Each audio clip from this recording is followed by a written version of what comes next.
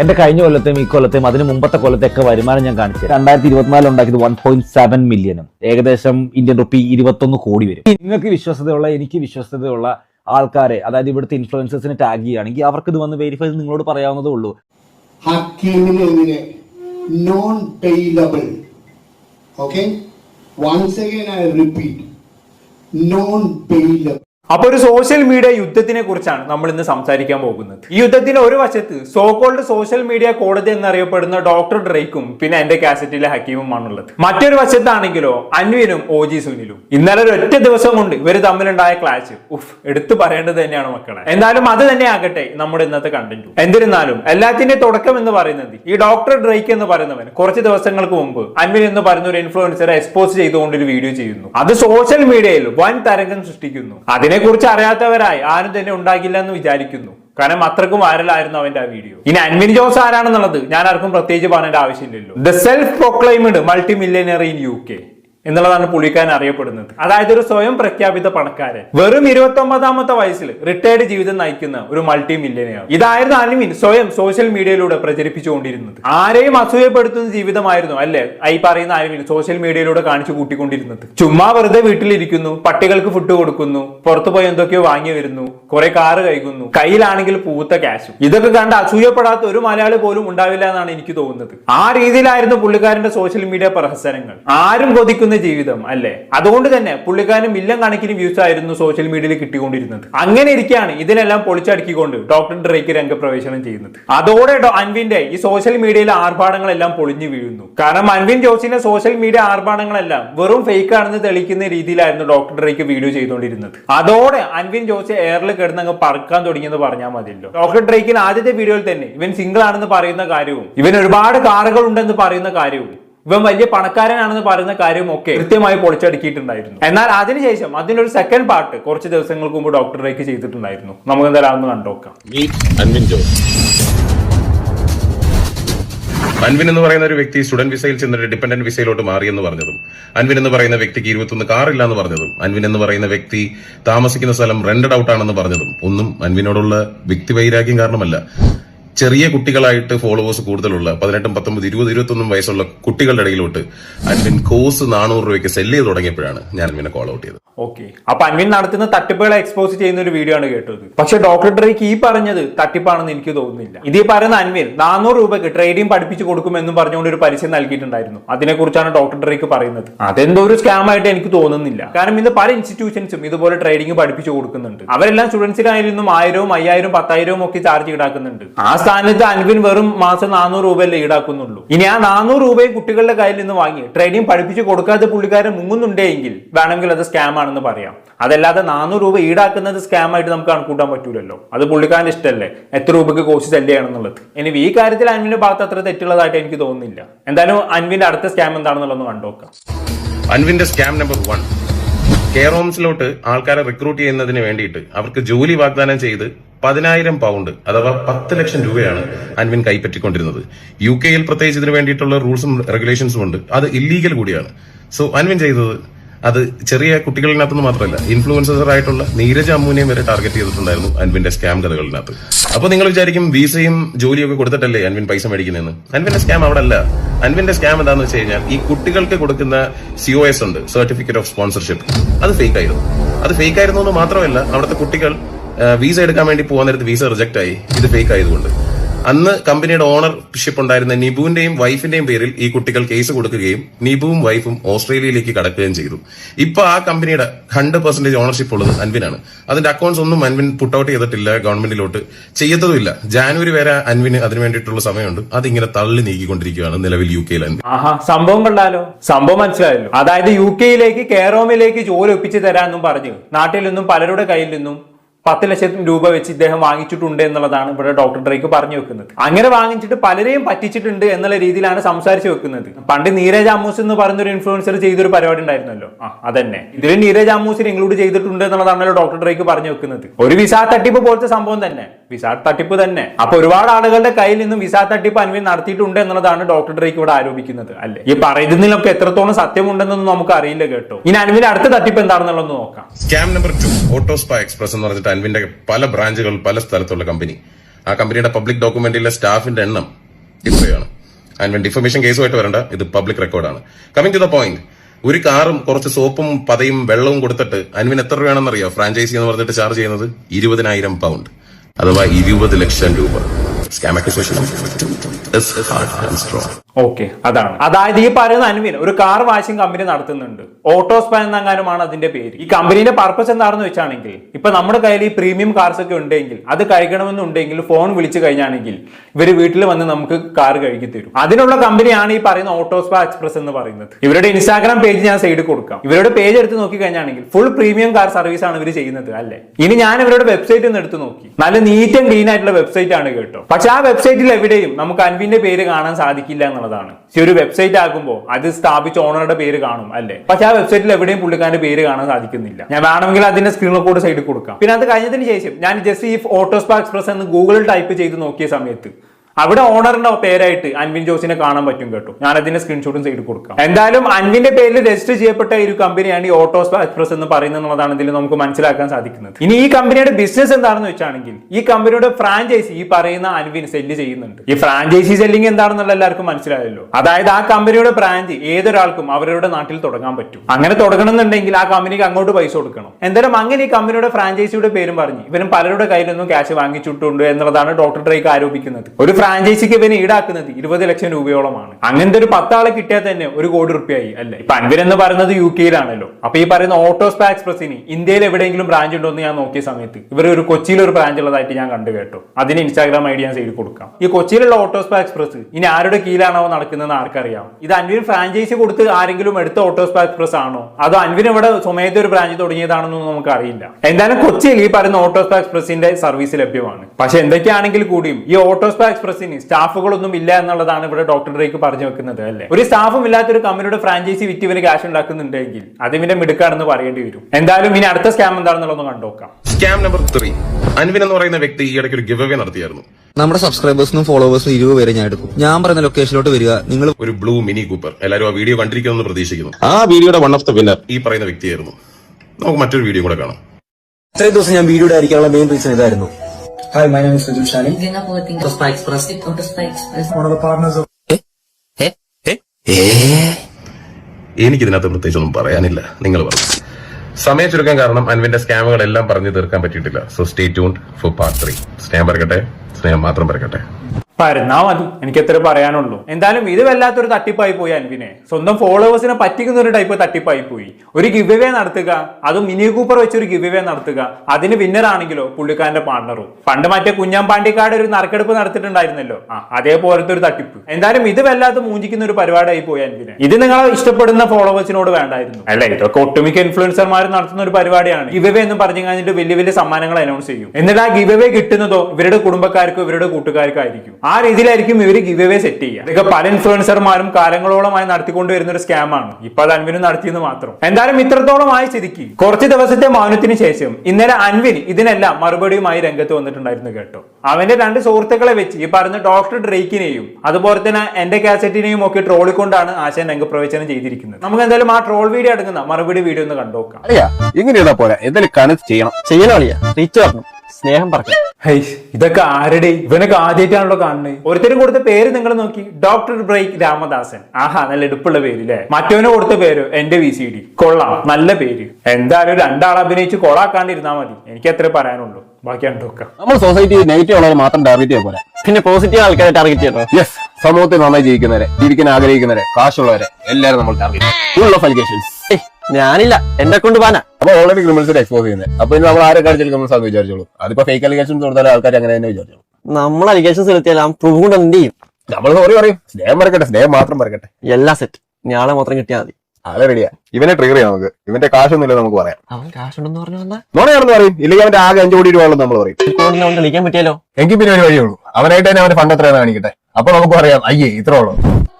Yes, എന്റെ കഴിഞ്ഞ കൊല്ലത്തെയും ഈ കൊല്ലത്തെയും അതിന് മുമ്പത്തെ കൊല്ലത്തെയൊക്കെ വരുമാനം ഞാൻ കാണിച്ചു തരാം. മറ്റേ പീഡഫൈൽ ചേട്ടൻ പറഞ്ഞില്ലായിരുന്നു 11 മാസം കൊണ്ട് ഞാൻ റിട്ടയർ ആയ കമ്പനി. ആ ചെറിയൊരു വൃദ്ധസദനം 2023 ഉണ്ടാക്കിയത് ഏകദേശം 729,160 പൗണ്ട്സാണ്. അതുപോലെ തന്നെ 2024 ഉണ്ടാക്കിയത് 1.7 മില്യനും ഏകദേശം ഇന്ത്യൻ റുപ്പി 21 കോടി വരും. ശരി, അത്രയും പൈസ അവൻ ആ വൃദ്ധസദനത്തിൽ നിന്ന് ഉണ്ടാക്കിയോ? ഇത് എന്തിനുള്ള മറുപടിയാണെന്ന് വെച്ചാണെങ്കിൽ ഈ പറയുന്ന അൻവിൻ 2022 ഒരു വൃദ്ധസദനത്തിന്റെ ഷെയർ കൂടിയിട്ടുണ്ടായിരുന്നു. എന്തോ 30% എങ്ങാനുമാണ് ഷെയർ. 11 മാസത്തോളം ആ വൃദ്ധസദനത്തിന്റെ ഷെയർ ഹോൾഡർ ആയിരുന്നു ഈ പറയുന്ന അൻവിൻ. അതിനുശേഷം ആ കമ്പനിയിൽ നിന്ന് ഷെയർ പിൻവലിച്ച് അൻവിൻ പോരുകയും ചെയ്തു. ഇത് ഞാൻ പറഞ്ഞതല്ല, മുമ്പൊരിക്കൽ ഡോക്ടർ ഡ്രേക്ക് പറഞ്ഞിട്ടുള്ള കാര്യമാണ്. അത് നമ്മുടെ മുമ്പത്തെ വീഡിയോയിൽ പ്ലേ ചെയ്തതാണ്. ഞാൻ വേണമെങ്കിൽ ഒന്നുകൂടെ പ്ലേ ചെയ്ത് കാണിച്ചു. 2022 ജാനുവരിയിൽ ഷിൻഡോ എന്ന് പറയുന്ന ഒരു വ്യക്തി UK ഒരു കെയർ ഹോം സ്റ്റാർട്ട് ചെയ്യുന്നു. 2-ാം മാസത്തിൽ ഒരു റിക്രൂട്ടർ ആയിട്ട് അൻവിൻ അവിടെ 30% ഓണർഷിപ്പിലേക്ക് കടന്നു വരുന്നു. 11-ാം മാസത്തിനുള്ളിൽ അതിനകത്തുള്ള എല്ലാ പാർട്ട്നേഴ്സിനെയും ഡൈല്യൂട്ട് ചെയ്തിട്ട് നിബു സിറിയാക്ക് 100% ഓണർഷിപ്പിലോട്ട് കമ്പനി മാറ്റുകയും ഇവരെല്ലാവരും ആ കമ്പനിനകത്ത് പോവുകയും ചെയ്തു.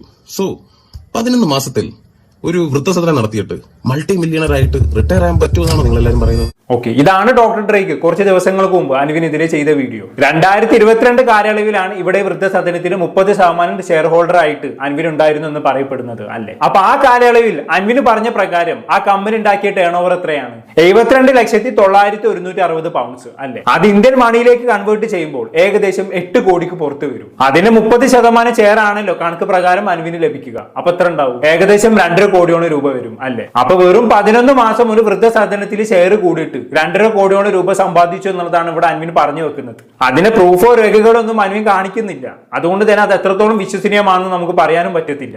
ഒരു വൃദ്ധസദനം ഒക്കെ ഈ കുറഞ്ഞ കാലയളവിൽ ഇത്രത്തോളം ടേൺ ഓവർ ഉണ്ടാക്കുമെന്ന് ഞാൻ ആദ്യമായിട്ടാണ് കേൾക്കുന്നത്.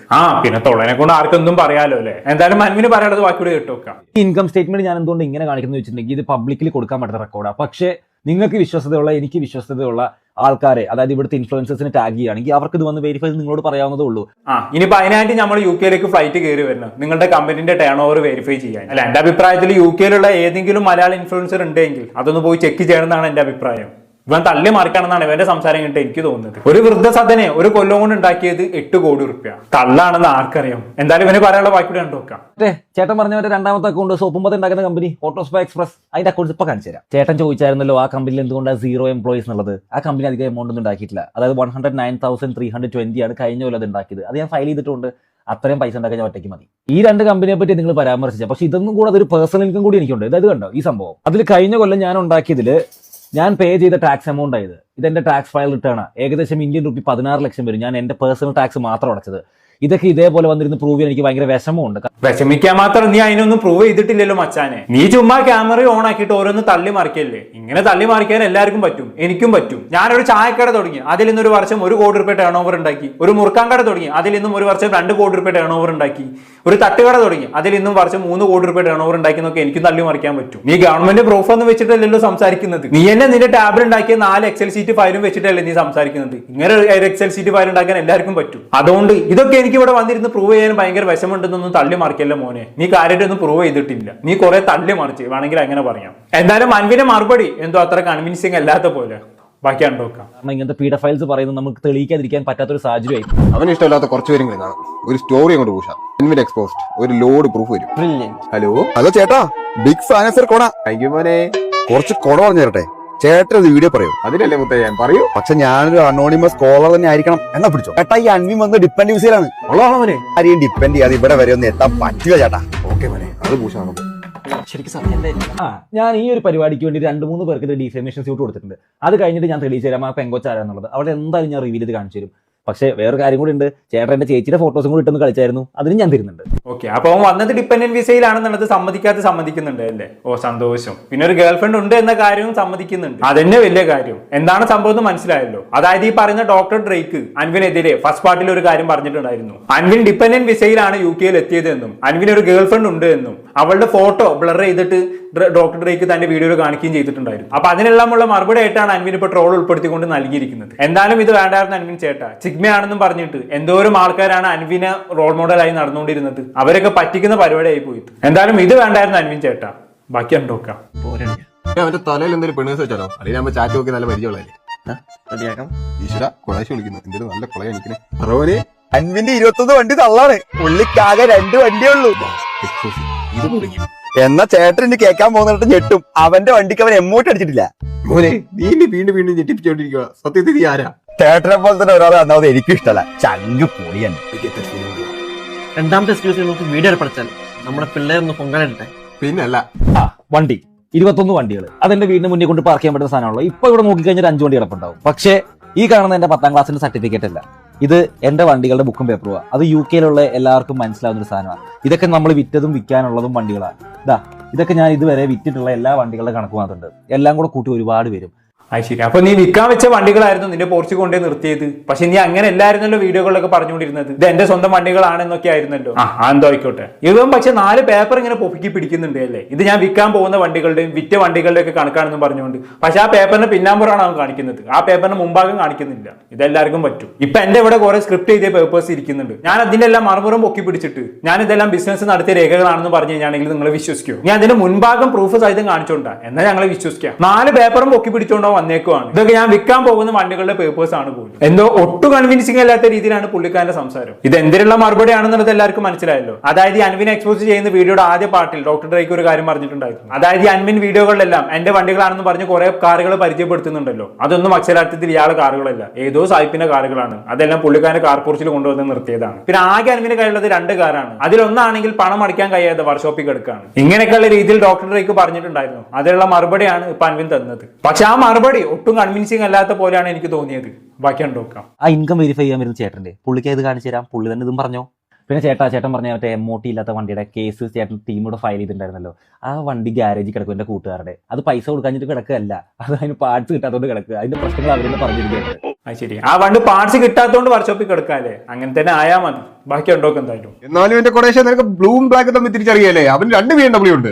ഇങ്ങനെ നമ്മൾ പറഞ്ഞ നുണകളെല്ലാം നുണയാണെന്ന് ആൾക്കാരറിയില്ലേ? ഹലോ ചേട്ടാ, ജസ്റ്റ് മിസ്. അടുത്ത ഇൻഫർമേഷൻ പക്കയാണ്. നീ പറ പോലെ അൻവിൻ ഈസ് റെന്റൽ റിച്ച്. അതെ ചേട്ടാ, കംപ്ലീറ്റ് രണ്ടാ. ആ ഇട്ടേക്കുന്ന കോട്ട് പോലും രണ്ടാ. അവന്റെ ഫാം ഹൗസ് ചേട്ടൻ അറിയോ? അതിന്റെ റെന്റ് പോലും കൊടുത്തിട്ടില്ലെന്നാ കേട്ടെ. ഞാൻ ചാറായി. താങ്ക്സ് കുട്ടാ. ഈ കാണുന്ന ബാങ്ക് അക്കൗണ്ട് ഇവിടെ UK എല്ലാവർക്കും അറിയുന്ന ഒരു സംഭവമാണ്. അതില് എന്റെ personal expense to the year is 155,000. താഴോട്ട് സ്ക്രോൾ ചെയ്യുമ്പോൾ എന്റെ ഇൻകവും എക്സ്പെൻസും എല്ലാം അതിനുള്ളിലുണ്ട്. ഇത്രയും പൈസ എനിക്ക് ഇങ്ങനെ ഉണ്ടാക്കി ഇങ്ങനെ ചെലവാക്കാമെങ്കിൽ റെന്റ് അടയ്ക്കാൻ എനിക്ക് അറിഞ്ഞൂടെ കുട്ടാ. ഇത് ആരാ കൊണ്ടോട് പറഞ്ഞേ? ശരി, ഇതൊക്കെ ഉള്ളതാണോ എന്തോ? ഇവര് ഈ കാണിച്ച സ്ക്രീൻഷോട്ട് അല്ല, ഞാൻ സൂം ചെയ്ത് ഒന്നുകൂടെ ഒന്ന് കാണിച്ചു തരാം. ഇത് കണ്ടിട്ട് നിങ്ങൾക്ക് എന്തോ മനസ്സിലായോ? എനിക്കൊരു തേങ്ങയും മനസ്സിലായിട്ടില്ല. ഇവന് തന്നെ ഫോണിൽ എന്തൊക്കെയോ കണക്കുണ്ടാക്കി കൊണ്ടുവന്ന് കാണിച്ചേക്കുവാണ്. അതിന്റെ ഇയർലി എക്സ്പെൻസ് ഇത്ര, അതിത്ര, ഇതെത്ര എന്നൊക്കെ പറഞ്ഞുകൊണ്ട്. ഇതൊക്കെ എത്രത്തോളം വിശ്വസനീയമാണെന്ന് ആർക്കറിയാം. എന്തായാലും ഇവൻ എല്ലാ കാര്യങ്ങളും റെന്റഡ് ആണ്. ഇവൻ ഇട്ടിരിക്കുന്ന കോട്ടും ഇവന്റെ ഫാം ഹൗസ് പോലും റെന്റഡ് ആണെന്നുള്ള രീതിയിൽ ഡോക്ടർ ഡ്രേക്ക് ആരോപിച്ചിട്ടുണ്ടായിരുന്നു. അതിനുള്ള മറുപടിയാണ് ഇവൻ ഇപ്പൊ നൽകിയത്. എന്തോ ബാക്കി നോക്കാം.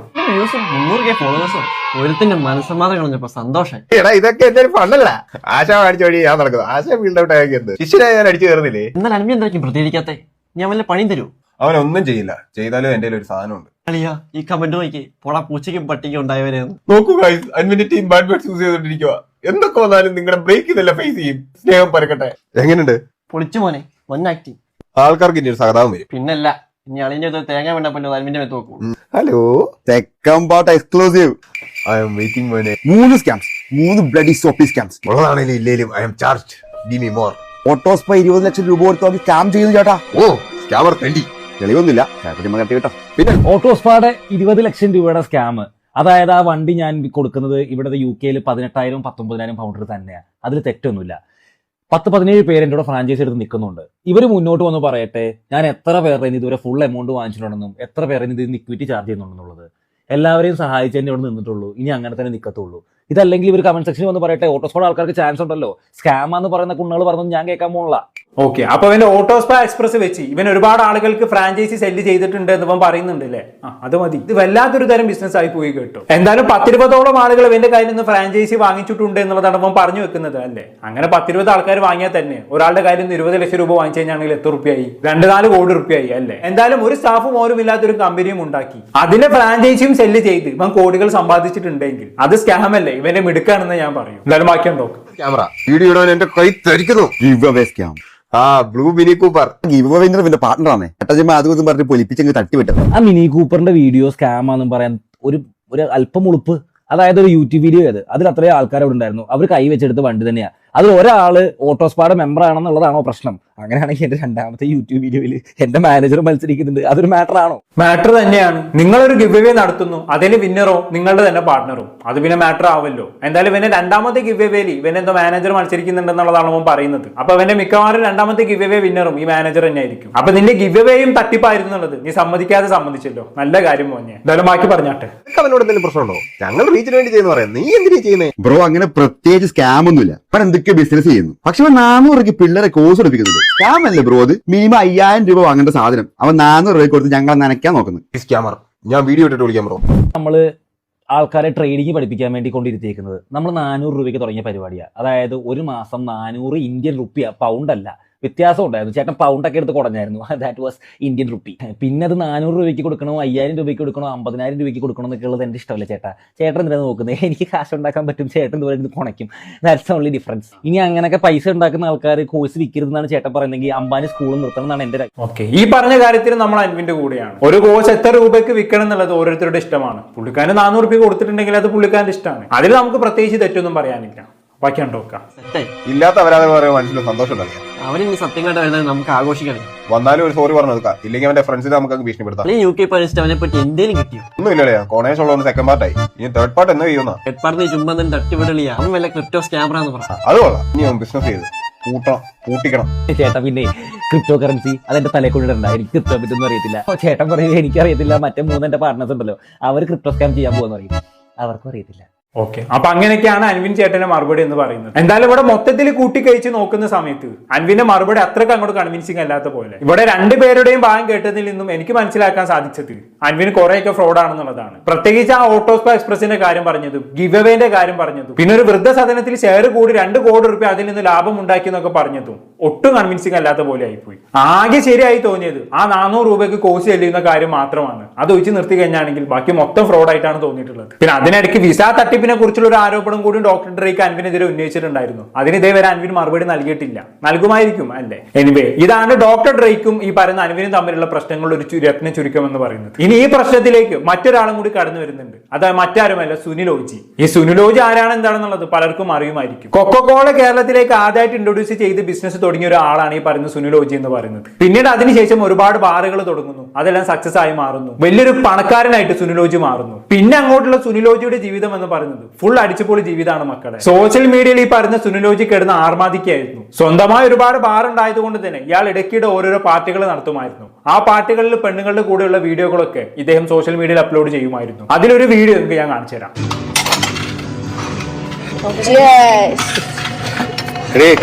ഇന്ന് ബ്രേക്ക് ചെയ്ത് ഇവളുമാരെല്ലാം കൂടി എന്നെ ഇന്ന് ബ്രേക്ക് ചെയ്യിച്ചു.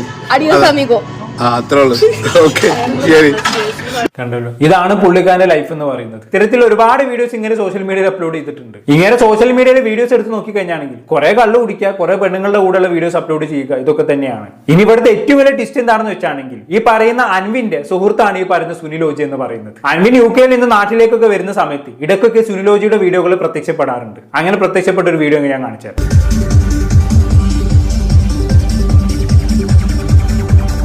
ഓക്കെ, കണ്ടല്ലോ. ഇതിന് തന്നെ മനസ്സിലാക്കാൻ പറ്റും ഇവര് തമ്മിലുള്ള ബോണ്ട് എത്രത്തോളമാണെന്നുള്ളത്. രണ്ടും ബഡാ സുഹൃത്തുക്കളാണ്. ഇനി ഇവിടെ അൻവിനെ ഡോക്ടർ ഡ്രേക്ക് എക്സ്പോസ് ചെയ്ത് നമ്മൾ കണ്ടു. അതേ സമയത്ത് തന്നെ അപ്പുറത്ത് സുനിൽ ഓജിനെ എക്സ്പോസ് ചെയ്തുകൊണ്ട് എന്റെ കാസറ്റ് രംഗത്ത് വന്നിട്ടുണ്ടായിരുന്നു. ഏത്? നമ്മുടെ ഹക്കീമിന്റെ ചാനലായിട്ടുള്ള എന്റെ കാസറ്റ് തന്നെ. എന്തായാലും സുനിൽ ഓജിക്കെതിരെ ചെയ്ത് എന്റെ കാസറ്റിലെ ഹക്കീമിന്റെ വീഡിയോ നമുക്കൊന്ന് കണ്ടോക്കാം. കൊച്ചിയിലെ മദ്യവും ലഹരിയും വിളമ്പുന്ന നമ്പർ 8 ഹോട്ടലിലെ പാർട്ടിയിൽ പങ്കെടുത്ത് തുടർന്ന് ആ ഹോട്ടലുമായി ബന്ധപ്പെട്ട സൈജു തങ്കച്ചന്റെ ചേസിംഗിലൂടെ ആക്സിഡന്റായി മരണപ്പെട്ട മോഡൽസുകൾ ആരും മറന്നിട്ടുണ്ടാവില്ല. മദ്യവും ലഹരിയും വിളമ്പുന്ന ലൈംഗിക ചേഷ്ടകളെ വിൽപ്പന ചെയ്യുന്ന നമ്പർ 8 ഹോട്ടലിലെ ദുരൂഹതകൾ ആദ്യം പുറത്തു പറഞ്ഞത് അന്ന ജോൺസൺ എന്ന് പറയുന്ന ഇൻഫ്ലുവൻസറാണ്. നവംബർ 1 2 കുട്ടികൾ മരണപ്പെടുന്നതിന് മുമ്പ് ഒക്ടോബർ 21 എന്താണ് അവിടെ സംഭവിച്ചത്? ഇതുവരെ വ്യക്തിഹത്യ ചെയ്യപ്പെട്ടിട്ടില്ലാത്ത ഒരാൾ വരും. ഇതെല്ലാം തുറന്നു കാട്ടും. അന്ന് പലരുടെയും മുഖം മൂടി അഴിഞ്ഞു വീഴും. നിങ്ങൾ പേടിക്കുക തന്നെ വേണം. അവൻ നിർണായകമായ പല സത്യങ്ങളും അന്ന ജോൺസൺ പറയുന്നുണ്ട്. ബിസിനസ് മീറ്റിംഗ് എന്ന പേരിൽ പെൺകുട്ടികളെ എത്തിച്ചു കൊടുക്കുന്ന അഞ്ജലി റീമാദേവാണ് അന്ന ജോൺസണെയും പെടുത്തിയത്. അഞ്ജലി റീമാദേവിനെ പോലെയുള്ളവരെ വളർത്തുന്നതിൽ എടുത്തു പറയേണ്ട പേരാണ് സുനിൽ ഓജി. അഞ്ജലി റീമാദേവ് എന്ന ക്രിമിനലിനെ പോലെ എത്ര പെൺകുട്ടികളുടെ രക്ഷകനാണ് സുനിൽ ഓജി എന്ന് മനസ്സിലാക്കേണ്ടതുണ്ട്. രക്ഷകനിൽ നിന്ന് തുടങ്ങി പലതിനും പെൺകുട്ടികളെ യൂസ് ചെയ്യും. കേരളത്തിലേക്ക് ഏറ്റവും കൂടുതൽ ഡ്രഗ് ആൾക്കാരെ കാണിച്ച് ആസ്വദിപ്പിച്ച് രുചി അറിയിച്ച ഒരു നാറിയാണ് അവൻ, OG സുനിൽ. ആദ്യം ഒരു മെൻറ്ററായി തുടങ്ങും പെൺകുട്ടികളുടെ ജീവിതത്തിൽ. സുനിലോജി ബംബിൾ എന്ന ഡേറ്റിംഗ് ആപ്പ് ഉപയോഗിച്ച് പെൺകുട്ടികളെ പരിചയപ്പെടും. പിന്നീട് ഓജീസ് കാന്താരി എന്ന തന്റെ ഹോട്ടലിലോട്ട് വിളിച്ചു വരുത്തും. പിന്നീട് തന്റെ ലൈംഗിക ആവശ്യങ്ങൾ നടത്തിയെടുക്കും. ഓജിക്ക് ഒരു സ്പെഷ്യൽ ടൈപ്പ് ഓഫ് ഗേൾസിനെ മാത്രമേ അവിടെ വേണ്ടൂ. അത് ഭയങ്കര ലീൻ ആയിട്ട് ഭയങ്കര ഷോർട്ട് ആയിട്ടുള്ള അങ്ങനത്തെ ഗേൾസിനെയാണ് ഓജി ടാർഗറ്റ് ചെയ്യുന്നത്. എന്നിട്ട് പെണ്ണുങ്ങളെ സൂചിപ്പിക്കാൻ നല്ല ഈസി ആണെന്നാണ് പുള്ളി പറയാം. മാനിപ്പുലേഷനാണ് മെയിൻലി ഈ സമയങ്ങൾ ചെയ്യുന്നത്. സത്യം പറഞ്ഞാൽ ഇതിനെല്ലാം തയ്യാറായി വരുന്ന ഒരുപാട് പെൺകുട്ടികളുണ്ട്. പൈസയ്ക്ക് വേണ്ടിയും ആർഭാടത്തിന് വേണ്ടിയും സ്വയം സുനിലോജിയെ തേടിയെത്തുന്നതിന് പുറമെയാണ് മാനിപ്പുലേറ്റ് ചെയ്ത് സുനിലോജി സ്ത്രീകളെ യൂസ് ചെയ്യുന്നത്. കഴിഞ്ഞ 6 വർഷമായിട്ട് സുനിലോജിയുടെ പേഴ്സണൽ സെക്രട്ടറിയായിട്ട് വർക്ക് ചെയ്യുന്ന കരോൾ എന്ന് പറയുന്ന സ്ത്രീയുടെ ഇൻവോൾവ്മെന്റ് സുനിലോജിയുടെ പല ആക്ടിവിറ്റീസിലുമുണ്ട്. സോഷ്യൽ മീഡിയ ഹാൻഡിൽ ചെയ്യാൻ അറിയാത്ത സുനിലോജിയുടെ സോഷ്യൽ മീഡിയ ഹാൻഡിൽ ചെയ്യുന്നത് കരോളാണ്. അതായത് ഓജി എന്ന് പറഞ്ഞ ആൾക്ക് സോഷ്യൽ മീഡിയാസ് അങ്ങനെ യൂസ് ചെയ്യാൻ അറിയില്ല. സോ ഏതെങ്കിലും ഇപ്പൊ ഒരു പാർട്ടിയിൽ പോകുമ്പോഴോ അല്ലെങ്കിൽ എവിടെയെങ്കിലുമൊക്കെ പോകുമ്പോൾ ഒരു പെൺകൊച്ചിനെ ഇഷ്ടപ്പെട്ട് കഴിഞ്ഞാൽ അല്ലെങ്കിൽ ഓജിക്ക് ഒരു ചെറിയൊരു ഇൻട്രസ്റ്റ് ഉണ്ടെങ്കിൽ ആ കൊച്ചിനെ കാരലായിക്കും പോയിട്ട് മിണ്ടി ഇൻസ്റ്റഗ്രാം ഒക്കെ തപ്പി ഓജിനെ പരിചയപ്പെടുത്തി കൊടുക്കുക. കരോളാണ് സുനിലോജിക്ക് വേണ്ടി പല പെൺകുട്ടികളെ മെസ്സേജ് അയച്ച് സുനിലോജിയുടെ അടുത്തോട്ട് എത്തിക്കുന്നത്. പിന്നീട് ഇവരെ ഡ്രഗ്സിനെ അടിമപ്പെടുത്തുകയും ചെയ്യുന്നു. സുനിലോജിയുടെ പ്രവൃത്തികൾ പരസ്യമായ രഹസ്യമാണ്. എന്നാൽ ഇതിനെതിരെ പ്രതികരിക്കാനോ ശബ്ദമുയർത്താനോ ആളില്ല. ഓക്കെ, ഇതാണ് എന്റെ കാസറ്റിലെ ഹക്കീം സുനിലോജിക്ക് എതിരെ ചെയ്ത വീഡിയോ എന്ന് പറയുന്നത്. ഇതിൽ ആദ്യ നമ്പർ 8 ഹോട്ടലിനെയും അന്ന ജോൺസൺ എന്ന് പറയുന്ന ഒരു ഇൻഫ്ലുവൻസറെയും ഉൾപ്പെടുത്തിക്കൊണ്ട് ചില കാര്യങ്ങൾ ഹക്കീം സംസാരിക്കുന്നുണ്ട് അല്ലേ. തൽക്കാലം അത് നമുക്ക് വിടാം. കാരണം അതുമായി ബന്ധപ്പെട്ട് 2-3 വീഡിയോസ് നമ്മൾ ചെയ്ത് കഴിഞ്ഞതാണ്. അതുകൊണ്ട് തന്നെ ഇനി അതിനെക്കുറിച്ചൊരു ഡിസ്കഷൻ നമ്മൾ ഇവിടെ തൽക്കാലം നടത്തുന്നില്ല. നടത്തി കഴിഞ്ഞാണെങ്കിൽ വീഡിയോന്റെ ലെങ്ത് കൂടി പോകും. അതവിടെ വിടാം. അത് കഴിഞ്ഞ് സുനിലോജിയുടെ ലീലാവിലാസങ്ങളെ കുറിച്ച് ഇവിടെ ഹക്കീം സംസാരിച്ച് വെക്കുന്നുണ്ട് അല്ലേ. ഡേറ്റിംഗ് ആപ്പ് വഴി പെണ്ണുങ്ങളെ പരിചയപ്പെടുക, അതുവഴി പെണ്ണുങ്ങളുടെ മെന്ററായി മാറുക, എന്നിട്ട് എന്താക്കുക, സ്വന്തം ബാറിലേക്ക് പെണ്ണുങ്ങളെ ക്ഷണിക്കുക, അവിടെ വെച്ച് അവർക്ക് ഡ്രഗ്സ് കൊടുക്കുക, അവരുമായി ലൈംഗിക ബന്ധങ്ങളിൽ ഏർപ്പെടുക. ഇതൊക്കെയാണ് സുനിലോജിക്കെതിരെ എന്റെ കാസറ്റിലെ ഹക്കീം ഉന്നയിക്കുന്ന ആരോപണങ്ങൾ എന്ന് പറയുന്നത്. ഇതിനെല്ലാം സുനിലോജിയെ സഹായിക്കുന്നത് കരോൾ എന്ന് പറയുന്ന പേഴ്സണൽ സെക്രട്ടറി ആണെന്നും കൂടി ഹക്കീം ഇവിടെ പറഞ്ഞു വെക്കുന്നുണ്ട് അല്ലെ. ഇവിടെ കരോളിന്റെ ഫേസും ഹക്കീം ഇവിടെ എക്സ്പോസ് ചെയ്യുന്നുണ്ട്. എന്തായാലും ഇത്രയും ആയ സ്ഥിതിക്ക് ഈ സുനിലോജി എന്താക്കി, ഇതിനുള്ള മറുപടി എന്നോണം ഇന്നലെ ഒരു പ്രസ് മീറ്റ് വിളിച്ചിട്ടുണ്ടായിരുന്നു. എന്നിട്ട് തന്റെ പേഴ്സണൽ സെക്രട്ടറി ആയിട്ടുള്ള കരോളിനെ കൊണ്ട് ചില കാര്യങ്ങൾ പ്രസ് മീറ്റിൽ സംസാരിപ്പിക്കുന്നുണ്ട്. നമ്മൾ എന്തായാലും കണ്ടോക്കാം. ഞാൻ ഓജിയുടെ കൂടെ കുറെ നാളായിട്ട് ഞാൻ വർക്ക് ചെയ്ത ഒരാളാണ്. ഞാൻ ഇന്ന് ഈ പ്രസ് കോൺഫറൻസ് ഇവിടെ വെച്ചിട്ട് നിങ്ങളുടെ മുമ്പിൽ വരാനുള്ള ഒരു കാരണം, സോഷ്യൽ മീഡിയ പ്ലാറ്റ്ഫോമില് അബ്ദുൽ ഹക്കീം എന്ന് പറയുന്ന ആള് എന്റെ കുറച്ച് ഫോട്ടോസ്, വീഡിയോസ്, AI ഉപയോഗിച്ചിട്ടുള്ള കുറച്ച് ഇമേജസ് ഇട്ടിട്ട് എന്നെ കുറിച്ച് കുറച്ച് കാര്യങ്ങൾ പറയുന്ന സോഷ്യൽ മീഡിയയിൽ ഇട്ടിട്ടുണ്ട്. ഇപ്പം സോഷ്യൽ മീഡിയ ഇങ്ങനത്തെ ഒരു പ്ലാറ്റ്ഫോമായി മാറിയിരിക്കുകയാണ്. That you can see anything about a woman and ആരും ഒരു റിയാക്ട് അത് ചെയ്യില്ല. ഞാനിത് ഇങ്ങനെ ഒത്തിരി ഗേൾസിന് വരുമ്പോൾ ഞാനിത് അനുഭവിച്ചതാണ് പേഴ്സണലി. അവരവരുടെ ഫാമിലിയുടെ ഇമോഷണൽ സ്ട്രെസ്, ആ പെയിൻ, അത് ഒരാൾക്കും അത് മനസ്സിലാകില്ല. അനുഭവിച്ച ആൾക്ക് മാത്രമേ അത് മനസ്സിലാകൂ. ഞാനത് അനുഭവിച്ച ഒരാളാണ്. ആ സ്ട്രെസ്, ആ ഇമോഷണൽ ട്രോമ ഇപ്പോൾ എന്നെ വിട്ടു പോയിട്ടുള്ളത് അതുപോലെ ഉണ്ടതാ. ഐ വിഷ് ഇങ്ങനെ ഒരു മനുഷ്യനും അത് വരാൻ പാടില്ല.